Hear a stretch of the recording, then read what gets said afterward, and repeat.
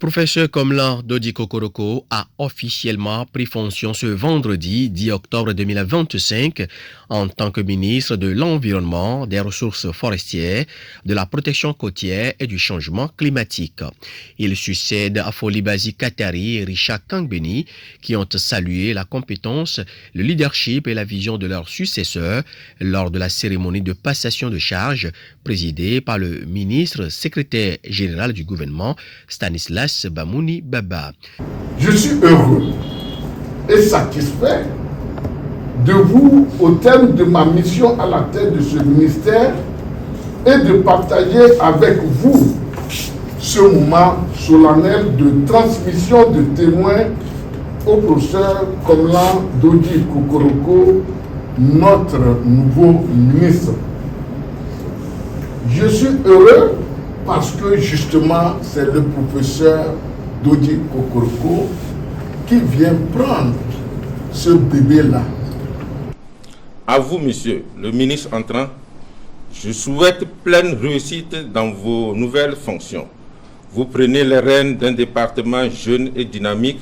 Je ne doute point que, sous votre leadership, les efforts engagés seront consolidés et que de nouveaux horizons s'ouvriront pour nos côtes.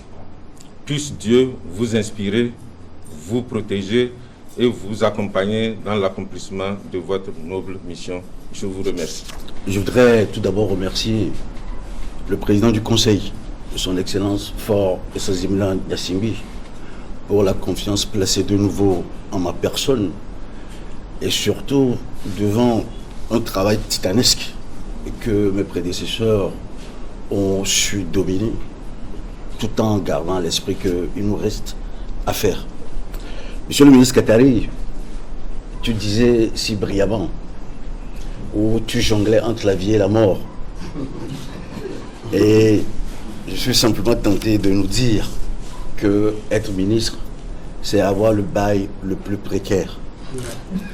Et vous avez chacun, à votre niveau, apporté des contributions utiles à la République.